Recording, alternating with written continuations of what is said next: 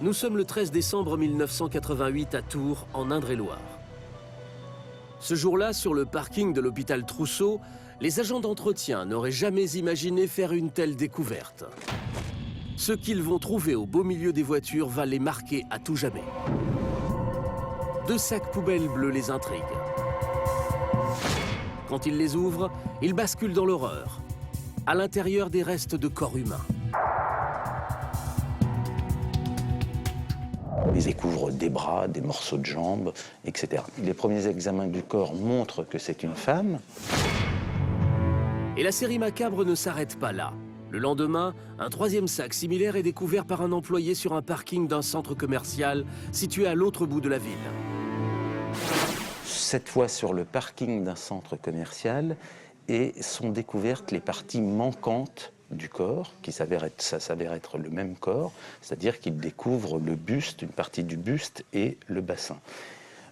Au terme de ces découvertes, il manque la tête. Un corps décapité, mais qui appartient à une seule et même victime. Donc les policiers ont tout de suite compris que dans cette espèce de puzzle macabre, il s'agissait bel et bien du même corps, et les premiers examens de médecine légale ont permis immédiatement de le confirmer. La nouvelle fait immédiatement la une des journaux locaux. Mais très vite, tous les médias de France s'intéressent à l'affaire et tentent de découvrir l'identité de ce mystérieux cadavre sans tête.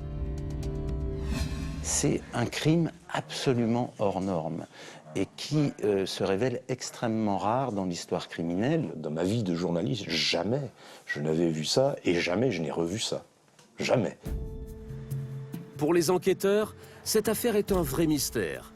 Une victime démembrée, un cadavre sans tête, comment un crime d'une telle barbarie a-t-il pu se produire? Qu'est-ce qui peut pousser un meurtrier à s'acharner ainsi sur sa victime?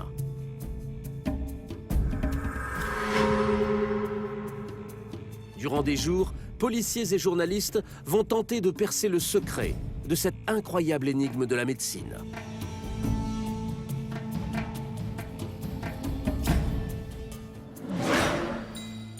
Dès le lendemain, les policiers de Tours tentent de découvrir l'identité de la victime. Mais ils ont peu d'indices.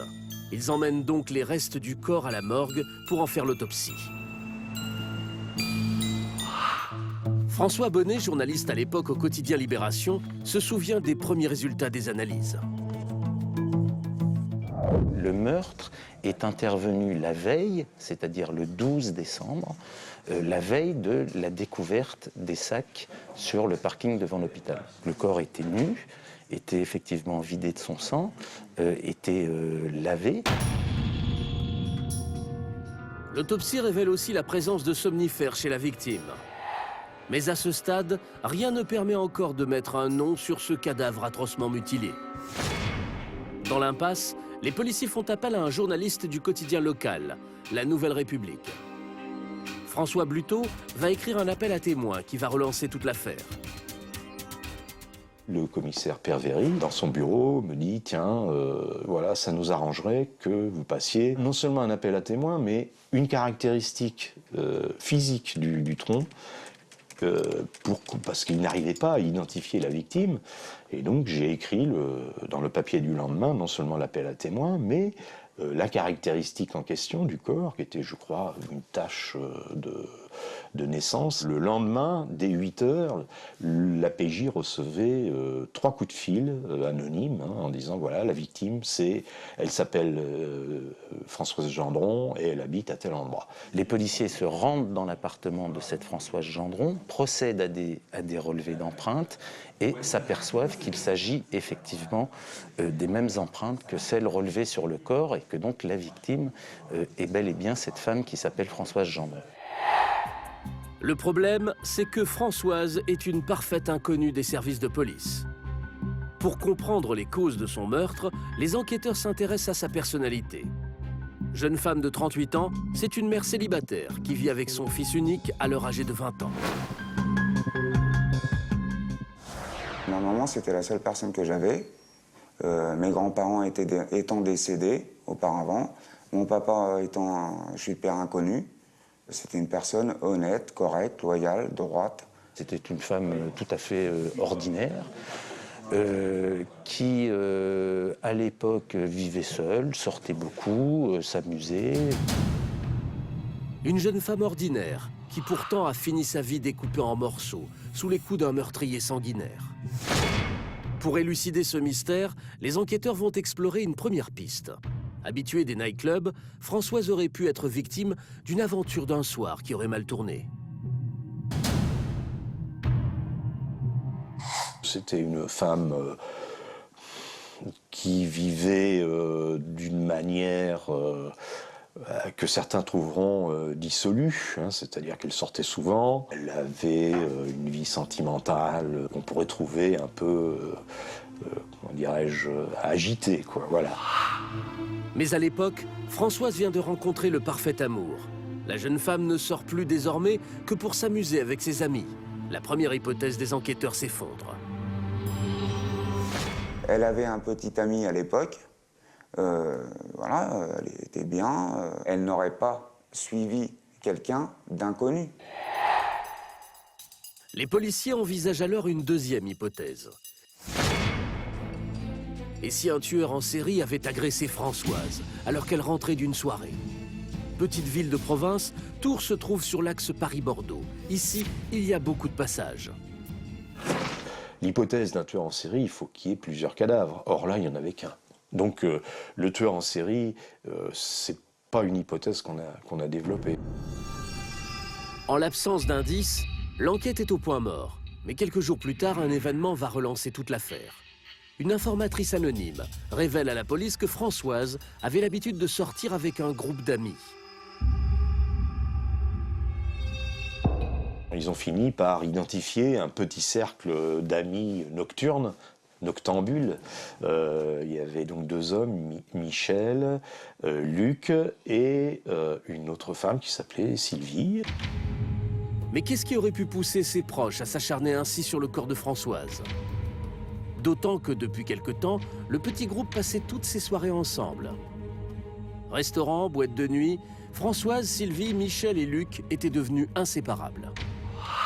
C'était des relations de boîte de nuit, aussi superficielles que n'importe quelle relation de boîte de nuit. Probablement, il y a dû avoir, je ne veux pas dire des histoires sentimentales parce que je ne mettrai pas de sentiments là-dessus, mais il y a dû avoir des aventures entre ces deux hommes et puis Françoise Gendron.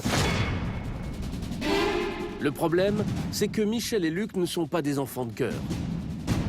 La police décide alors de les placer en garde à vue avec Sylvie, l'autre femme du groupe. Pour les policiers, effectivement, les deux premiers suspects ça a été Michel et Luc. Ils avaient, un casier. Encore une fois, pas un casier très lourd. Pas pour des affaires fantastiques, pour des petits trucs, des petits trucs à la petite semaine. Le problème, c'est que Sylvie, leur partenaire de fête, fait tout pour orienter les soupçons des policiers vers eux. Cette infirmière de 38 ans avance même une théorie. Françoise serait morte pour avoir tenté de faire chanter les deux hommes à cause de leur casier judiciaire. Elle les a accusés, mais c'est je dirais, avec très peu de choses à l'appui de ces accusations. Elle dit pas c'est eux, mais elle dit ça m'étonnerait pas que ce soit eux. Cet acharnement de Sylvie finit par intriguer les enquêteurs. Ils décident de perquisitionner son domicile. Ce qu'ils vont y découvrir va définitivement innocenter Michel et Luc et donner une toute autre tournure à l'affaire. On découvre des vêtements de Françoise Gendron, il découvre dans la salle de bain et dans les tuyaux d'évacuation de la baignoire des traces de sang, etc. Donc il découvre plusieurs éléments matériels qui permettent de mettre en cause Sylvie Reviriego. Ils ont trouvé des bijoux. Ils ont aussi retrouvé une dent mise dans les toilettes. Des preuves qui font de Sylvie Reviriego la suspect numéro 1 de ce crime atroce. Chez elle, les policiers font aussi une curieuse découverte. Des dizaines de boîtes de médicaments disséminées dans tout l'appartement. Sylvie était-elle malade ou ont-ils servi à droguer Françoise? De retour au commissariat, les enquêteurs n'ont pas de mal à faire craquer Sylvie. Elle avoue le massacre de son amie. La presse vient de trouver sa coupable. La dépeceuse de Tours est née. Mais comment cette jeune femme a-t-elle pu commettre un tel acte de barbarie? Le problème, c'est qu'après son aveu, Sylvie prétend ne plus se souvenir de rien. Pour comprendre, les policiers plongent alors dans le passé de la présumée tueuse. Le couple qu'elle formait avec son mari a explosé à un moment donné. Et il y a eu une sorte de bascule dans sa vie. Et à ce moment-là, elle s'est retrouvée donc avec ses 2 enfants. Elle s'est mise à sortir le soir, ce qu'elle n'avait jamais fait auparavant. Et c'est à ce moment-là, certainement, qu'elle a rencontré Françoise Gendron, qui, elle, était une sorte de papillon de nuit. Et ils ont commencé à sortir fréquemment. Les enquêteurs découvrent qu'entre les 2 femmes, il n'y a pas que de l'amitié. Petit à petit, une rivalité s'est installée. Elle sera fatale à Françoise Gendron.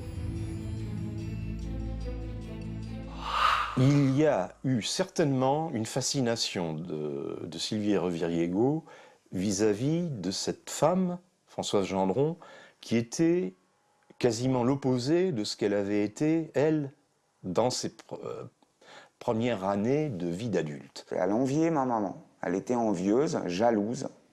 Et elle aurait voulu être à sa place, quoi.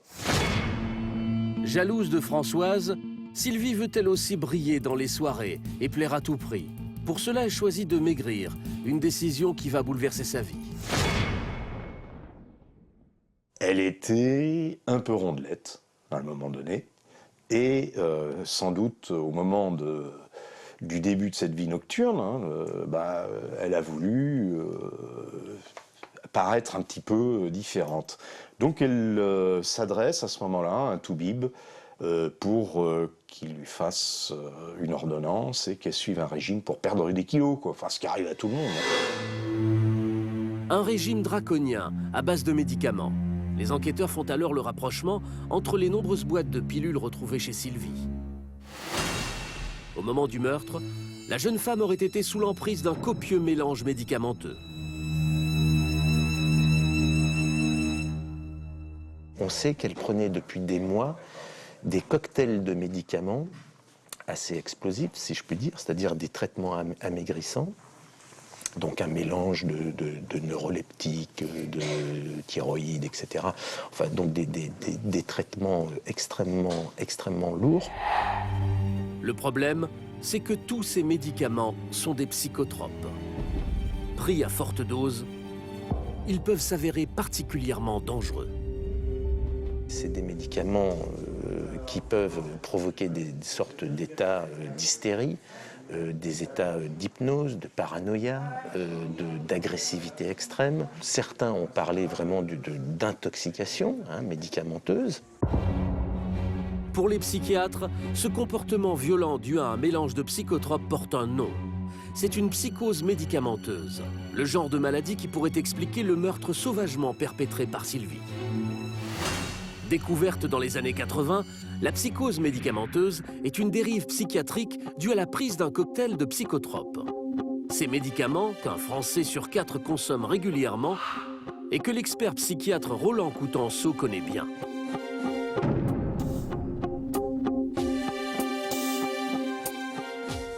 Des psychotropes sont tout simplement les médicaments qui agissent sur le psychisme. Alors il y en a 3-4 catégories. Les tranquillisants, comme son nom l'indique, ils tranquillisent, ils anxiolisent. Il y a les antidépresseurs, contre la dépression. Il y a les hypnotiques, les médicaments pour dormir. Et enfin, les neuroleptiques, qui sont des médicaments qu'on prescrit pour la maladie mentale. Si séparément les psychotropes peuvent avoir des effets positifs, pris ensemble, ils ont un effet détonnant et dangereux. Ils développent chez l'individu une perte de contrôle et provoquent des crises délirantes. Dans certains cas minoritaires, ça peut fonctionner comme des excitants. Georges Imbert, président de l'association d'aide aux victimes des médicaments, condamne fermement tous ces psychotropes. Pour lui, ces psychoses seraient même à l'origine de nombreuses affaires criminelles. 80% des actes de violence commis en France sont liés à des prescriptions de tranquillisants et de somnifères. L'action nocive et dangereuse des psychotropes est de plus en plus souvent dénoncée lors des procès.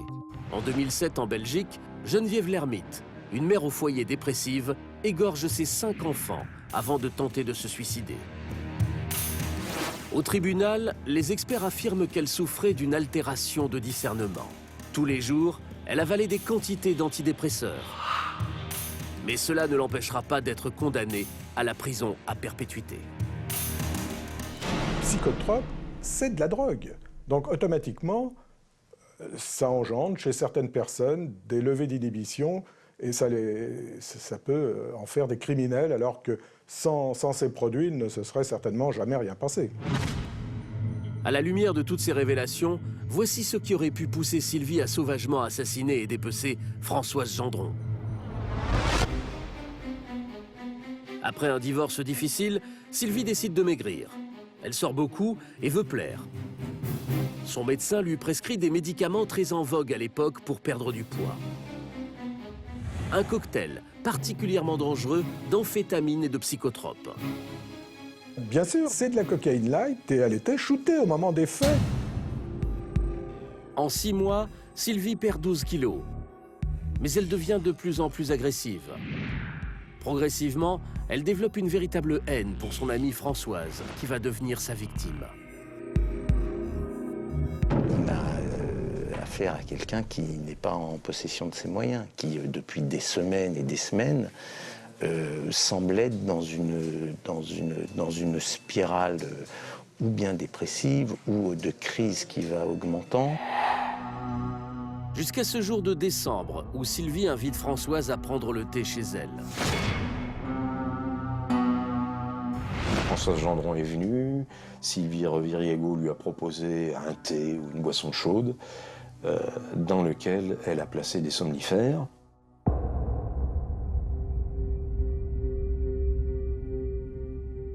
Elle a drogué, quoi.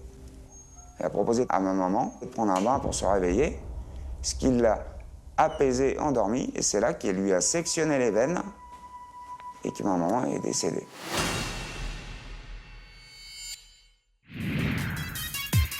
Sylvie Reviriego enroule ensuite le corps de sa victime dans une couverture, avant de le cacher sur son balcon. Le lendemain, à l'aide d'outils empruntés à ses parents, elle découpe le corps. Dans un déchaînement de violence, Sylvie fracasse le crâne de son ami à coups de marteau. Elle en jette une partie dans les toilettes et, comble de l'horreur, elle fait cuire le reste au four.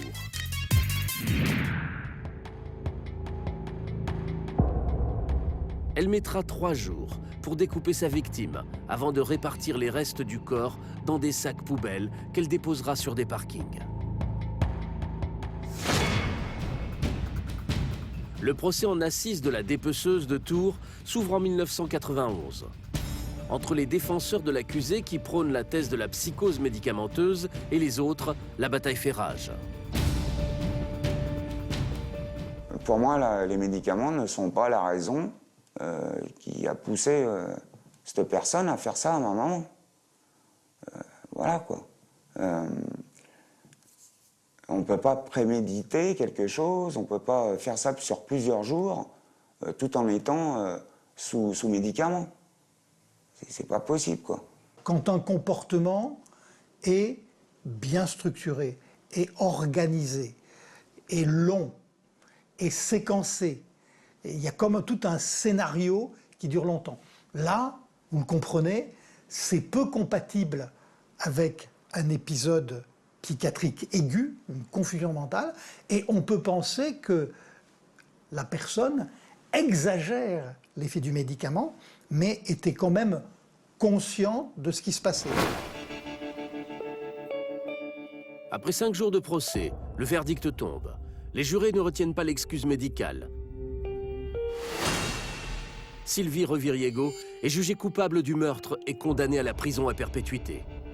Quelques années plus tard, du fond de sa prison, elle tente encore d'expliquer son geste et demande la révision de son procès. Dans une lettre adressée à Georges Imbert, elle continue d'accuser les psychotropes qu'elle consommait alors. Je suis condamné à la réclusion criminelle à perpétuité, coupable d'un crime horrible, sans mobile reconnu. Je me suis laissé entraîner sur la pente fatale. Peu à peu, consultation après consultation, prescription, je suis devenue complètement dépendante de ces drogues et médicaments. Pour son nouvel avocat, maître Pierre-Olivier Sûr, le phénomène de psychose médicamenteuse n'était pas bien connu à l'époque du procès. Voilà pourquoi il n'a pas joué en faveur de sa cliente.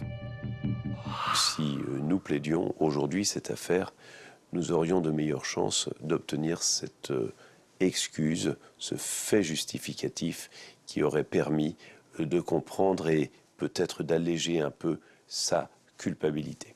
Je pense qu'aujourd'hui, quand 20 ans après, on a vu qu'il y a eu beaucoup de cas de meurtre sous l'emprise de cocktails médicamenteux de ce type, qu'il y a eu beaucoup d'accidents liés à des traitements amaigrissants pris n'importe comment, dans des quantités, enfin n'importe quoi, en l'absence de contrôle médical sérieux, etc., cette question-là serait aujourd'hui au cœur d'un procès. Elle ne l'a pas été il y a 20 ans. Si la justice refuse souvent de prendre en compte la psychose médicamenteuse, les régimes à base de psychotropes sont aujourd'hui interdits par le Code de la santé. Libérée en 2009 après 20 ans de prison, Sylvie Reviriego vit aujourd'hui en région parisienne. Elle a cessé de demander la révision de son procès, mais il lui est toujours interdit de s'exprimer dans les médias.